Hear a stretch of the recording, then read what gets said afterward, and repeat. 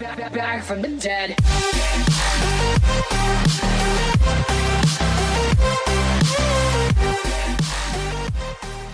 Ladies and gentlemen, my name is Mickey C and welcome to another League of Legends video, and today I'm going to be showing you guys a Korean one-trick HECARIM jungle player. He's currently got a 71% win rate on HECARIM and he is in Diamond 1 with a 69% win rate overall. He's played 114 games on HECARIM and his next highest played champion is only Graves with 8 games. Okay, now let's start talking about his build, and we'll start with runes and mastery. So his mastery page is pretty standard for a jungle HECARIM player. He's got 12 points in ferocity and 18 points in resolve. You can just pause the video and copy this mastery page if you want to. His keystone mastery is strength of the ages, which is once again is pretty standard. For his rune page though, it's a bit different. It's a bit all over the place. He's got flat armor penetration reds, flat armor yellows, and for blues it's a bit different. He's got 5 scaling magic resist blues and then 5 flat magic resist blues. His quintances, he's got 3 different quints.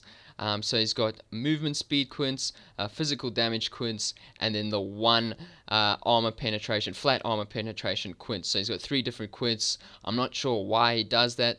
I guess he just likes it, or that's just the rune page he uses, but you can try it out for yourself if you want to. His summoner spells, he always goes Ghost and Smite. Obviously you have to go Smite, but some people in the past would go with either Flash, Ignite, or Exhaust with jungle HECARIM, but now that Ghost has been buffed, it's pretty standard that you should be going with Ghost in the jungle. It's just a really strong summoner spell on HECARIM, so I highly recommend going with Ghost, and then obviously Smite.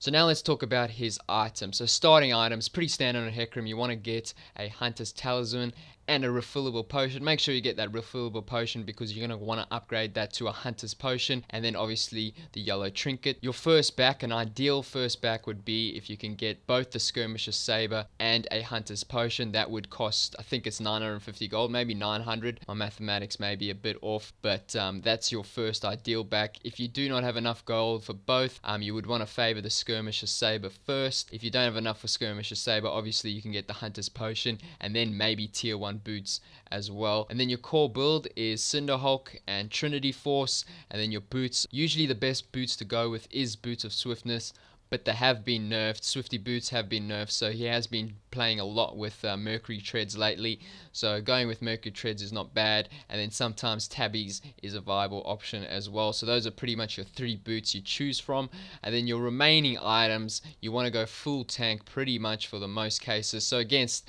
magic damage you want to get a Spirit Visage or maybe a Maul of Malmortius. The other option is a Banshee's Veil, but for the most part, pretty much in every situation you want to get a Spirit Visage, but you can get a Maul of Malmortius instead. And then against armor you've got your standard options: Frozen Heart, Randuin's Omen, and a Thornmail. So if you want a lot of armor, you obviously get the Thornmail. You want a bit of health, you get the Randuin's Omen, or you're playing against a lot of crit champions such as Yasuo, Trundamere, Tristana, Ashe, etc. Then Frozen Heart if you're playing against a lot of attack speed champions. But those are the 3 armor items you want to get. And then your full build will pretty much be a Cinderhulk, Boots of Swiftness, Trinity Force, Spirit Visage, Frozen Heart, and then maybe a Thornmail. That would be your standard 6 item build. As for your skill order, you want to max your Q first, then your E, and then your W, and then obviously your ultimate whenever you can. Pretty standard stuff.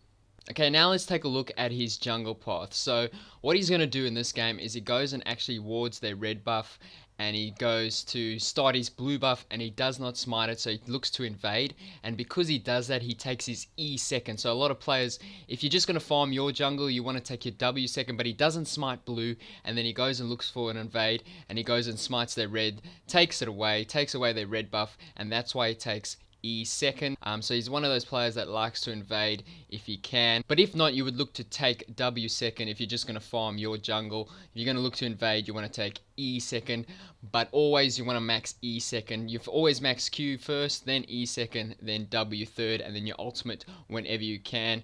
Anyway, that's going to be the end of the video. I hope you guys enjoyed it. If so, please leave a like. I know a lot of people seem to like me looking at the OP.GGs of a lot of high elo one-trick ponies with high win rates, and I'll be looking to be making more because that's what you guys want to see. So as always, have a nice day.